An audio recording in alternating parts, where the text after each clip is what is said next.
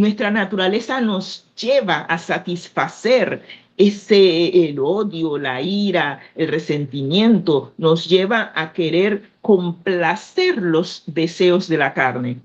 Pero siempre el Espíritu Santo va a estar allí para decirnos por ahí no es. Y entonces nosotros tenemos que tomar una decisión. O Así, satisfacemos los deseos de la carne que eventualmente nos van a llevar a la muerte eterna, o tomamos la decisión de permitir que el Espíritu Santo transforme nuestra manera de pensar. Efesios 4, 23, 24 nos dice, dejen que el Espíritu les renueve los pensamientos y las actitudes. Pónganse la nueva naturaleza, la naturaleza espiritual, creada para ser a la semejanza de Dios, quien es verdaderamente justo y santo. Necesitamos una nueva manera de pensar que nos llevará a tener un nuevo estilo de vida que se conforma a seguir el ejemplo de Jesús. Y allí es donde se empieza a desarrollar lo que llamamos la naturaleza espiritual, que ya no vivo yo, sino que viva el Cristo en mí. Y lo que antes a mí me gustaba, ya no me gusta, porque ahora Cristo vive en mi mente y el vivir en mi mente me hace pensar de otra forma. Eso era lo que Pablo quiso decir aquí con la destrucción de la carne. Y para ser salvo, eh, el espíritu en el día del Señor. Así que para terminar de analizar ese versículo, nos dice que a fin de que el espíritu sea salvo, que es la última parte ya del versículo de Primera de Corintios 5:5, la disciplina eclesiástica siempre va a tener o siempre debe tener un carácter de rehabilitación. Cuando usted manda al estudiante a rehabilitar en la escuela es porque no pasó o fracasó las ujú, materias básicas que requiere para el siguiente grado. Si no logra obtener los contenidos necesarios que sirvan de base para el siguiente grado, no va a poder realizar el siguiente grado de manera satisfactoria. Entonces tiene que rehabilitar, tiene que haber una rehabilitación del carácter, tiene que haber un cambio en la manera de pensar. El objetivo de la disciplina eclesiástica es hacer que los que están viviendo un estilo de vida que va en contra de la palabra de Dios recobren el sentido común, vengan en sí como pasó con el hijo pródigo y abandonen el estilo de vida pecaminoso. Y la disciplina eclesiástica alcanza su propósito cuando la persona que fue separada, que había errado, se reintegra nuevamente a la comunidad eclesiástica. Yo he tenido situaciones, me ha tocado, he sido secretaria de iglesia por demasiado tiempo. Gracias a Dios ahora mismo no lo soy, ya tengo como desde el 2021 dejé de ser secretaria de iglesia y digo, qué descanso. No quiero volver a eso, porque realmente ser secretaria de iglesia y tener que lidiar con situaciones sensibles es una responsabilidad. Sin embargo, he visto de todo en la viña del Señor. Yo fui secretaria de iglesia como por 10 años y dentro de ese periodo vi cómo la iglesia manejó situaciones sensibles. Por ejemplo, he visto cómo líderes de la iglesia que han caído en inmoralidad sexual han querido ser reintegrados a la a la comunidad de la iglesia, pero bajo sus propios términos y no bajo los términos de la Biblia. Y yo me ahí quedé, no puede, no sí, puede. uno de ellos vino a mi casa y me dijo, pero Rosita, es que yo no puedo vivir sin mujer, pero es que la mujer que tú tienes ahora se la robaste a otro. Bueno, Entonces, pues. tú no, o sea, ¿cómo tú pretendes ser reintegrado en la iglesia con lo que robaste? No quieres devolver lo que Lo no es ajeno. tuyo. Y él dice, pero es Mm, que, ¿de dónde voy a sacar otra? Tengo que quedarme con la que claro, robé. Y digo, pero ¿y entonces cómo quieres ser no, reintegrado si tú no has, o sea, no has no has entrado en cambiado, ti, no has no has cambiado tu manera de cambiado. pensar, no te has Exacto. arrepentido de lo que has hecho? Él dice, no, Mm, me arrepentí, yo me siento mal. Digo, sí, igual que Lucifer se sintió mal por las consecuencias, pero no por el pecado Pero en sí. no por cambiar. ¿Ve? Y le dio, y le dio, y le dio, manipuló el sistema, metió política y todo lo demás, y el hombre se reintegró con lo robado. Y yo dije, yo, gracias a Dios que yo no estaba en el cargo de secretaria de iglesia en ese entonces, pero claro, tampoco fue acá, fue en otro lugar. Y pues, pues, se dio, está. Y yo me quedé pensando, no nos damos cuenta del daño que le hacemos a la iglesia, al cuerpo de Cristo, cuando permitimos este tipo de situaciones, porque los que están afuera están viendo, observando cómo nosotros manejamos el escándalo de la iglesia y eso le hace daño al cuerpo de Cristo. Así que esas son las situaciones. Pero bueno, esa fue la instrucción número 1. La instrucción número 2 es más cortita. Dice, no permitamos que el miembro permanezca con su pecado en la congregación. Hemos visto eso también. ¿Qué pasa cuando cuando el no se hace o no se toma la disciplina? Dice el Espíritu Santo a través de la instrucción de Pablo en 1 Corintios capítulo 5 versículo 6. Limpiaos pues de la vieja levadura para que seáis nueva masa, sin levadura, como sois, porque nuestra Pascua, que es Cristo, ya fue sacrificada por nosotros. ¿Qué quiere decir Pablo con esto? ¿A qué se refiere la levadura? ¿Te recuerdas qué significa la palabra levadura en término bíblico? Es el pecado y la levadura que se pone en el pan también para que suba. Exactamente. Pero ¿qué pasa Para con que el se poquito de fermente. levadura? Cuando Estamos nosotros metemos fermentando. levadura, se riega por toda la masa. Exacto. Se fermenta Afecta a y la sube. masa, se sube la masa. Pero cuando se refiere al pecado, si el pecado no se corrige, si la persona sigue viviendo ese estilo de vida, Toda la iglesia sufre. toda la iglesia sufre, se contamina, los demás empiezan a pensar. Si Fulano lo hizo y por qué yo no, y Fulano, y así va la juventud, y ahí ese es el problema. Ese es el problema. Ese es el problema. Entonces, ¿qué es lo que el Espíritu Santo está diciendo? Es necesario que nosotros nos limpiemos de la vieja levadura, limpiémonos de la manera antigua de pensar, que haya una transformación en nuestra mente, que pongamos a un lado el pecado que nos agobia y corramos con paciencia la carrera que tenemos por delante, puesto los ojos en Jesús, el autor y consumador de nuestra fe.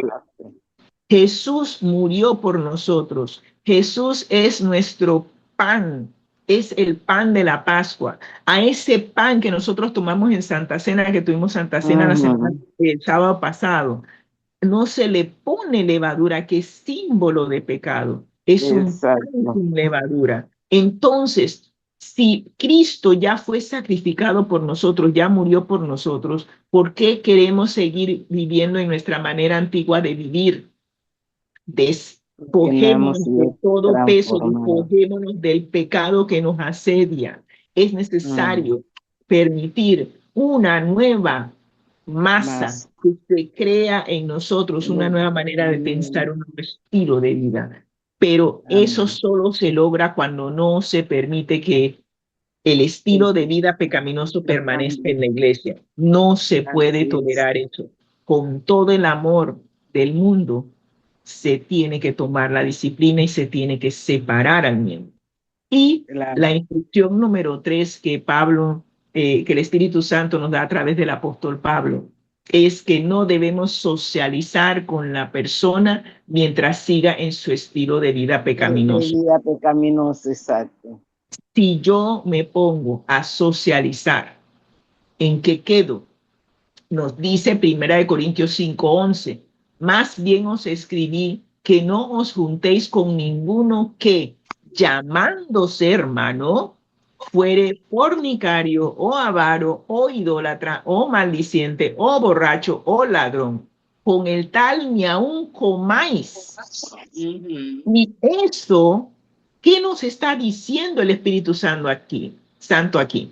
Cuando yo me pongo a socializar con una persona que se llama hermano, ¿qué piensa la gente? ¿Qué piensa la gente, hermana Rosa? Que somos iguales, eso se puede. Igual. Exactamente, que yo apruebo y apoyo el estilo de vida pecaminoso de la persona y que no solamente lo apoyo y lo apruebo, sino que también lo comparto. Lo comparto con él. Exactamente, entonces me van a poner en el mismo estilo de vida que esta persona. Van a decir, pero es que dos pájaros de la misma calaña. Exactamente. Entonces, Pablo nos dice que ni aún comamos con la persona. Exactamente. Pero da la impresión de que si tomamos esa acción, da la impresión de que no estamos mostrando amor a la persona. Y eso fue lo que interpretó la iglesia de Corinto, que debían mostrar amor a la persona, conviviendo con la persona, compartiendo con la persona. Pero eso no es lo que el Espíritu Santo nos está diciendo. El Espíritu Santo nos está diciendo que mientras que la persona siga en ese estilo de vida y no cambie, no podemos apoyarlo, está con él. Exactamente, exactamente. Así que es importante mostrar amor sin tener participación del estilo de vida de la persona.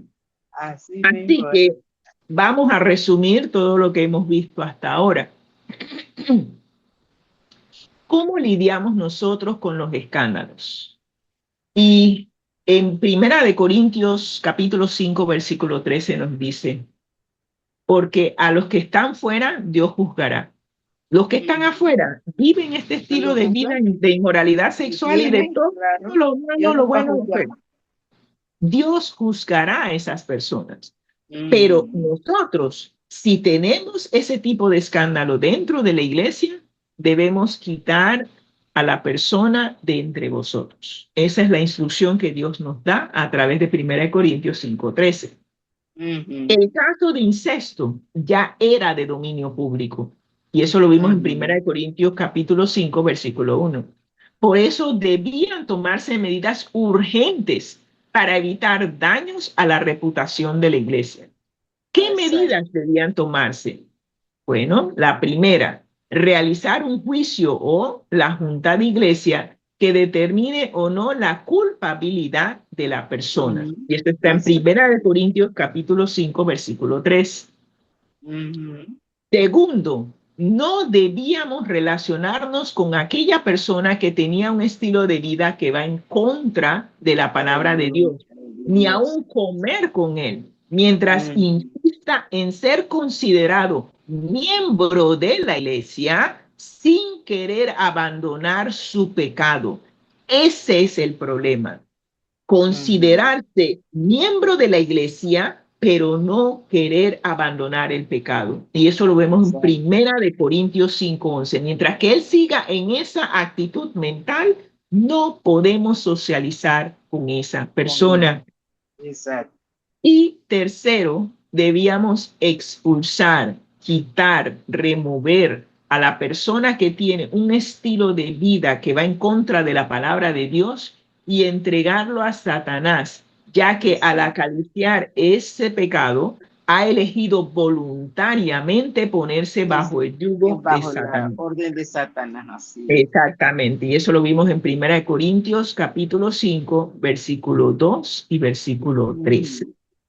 Así que la disciplina eclesiástica, independientemente de la gravedad del pecado, siempre debe tener como finalidad la redención, que la persona entre en sí y regrese a Cristo.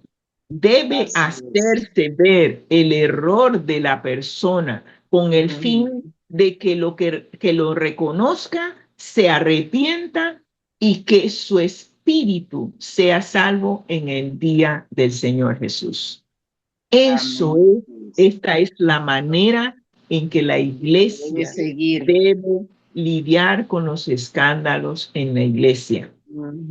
Este es el patrón que el Señor nos dejó. Estas fueron las instrucciones que Dios nos dio y esperamos que cada uno de nosotros, si pertenecemos a una junta de iglesia o no, recordemos siempre que debemos tener a Cristo como centro de nuestras vidas y que si hay algo que nosotros notamos que no está bien, debemos ir a Jesús en oración, pedir que Él nos guíe al momento de tomar las decisiones. Para no perderte ninguna clase de este interesante seminario Felices para Siempre, copia el código QR que aparece en pantalla y escríbenos en la ventana de comentarios la frase Amén conectados y le enviaremos el curso completo por casilla de correo a su residencia, sin costo alguno de su parte. Bendiciones para todos. Amén. Los sistemas de la nave MK3 en 1 resuenan con esta declaración de identidad y misión. Aquí lo tienes, firme y claro, para que resplandezca en nuestra bitácora de vuelo. Lema de la familia MCAJATHISU. Al que el Señor llama, capacita, al que envía, acompaña. Siempre gozosos, conectados a Jesús y al Espíritu Santo a través de la Biblia, todos juntos rumbo al cielo. Porque el Señor no llama a los capacitados, capacita a los llamados para que seamos puentes entre el cielo y la tierra, preparándonos así para nuestra cita con Él en las nubes de los cielos, según Amós 4:12, porque esta es la vida eterna, que te conozcan a ti, el único Dios verdadero, y a Jesucristo, a quien has enviado, Juan 17:3. El voto, yo y mi casa serviremos a Jehová, Josué 24:15. La misión, este evangelio será predicado en todo el mundo, entonces vendrá el fin. Mateo 24:14. Declaración de vuelo. Mi casa es el cuartel general donde se entrena el carácter, y el mundo es el campo de batalla donde se cumple la promesa. Servimos aquí para reinar allá.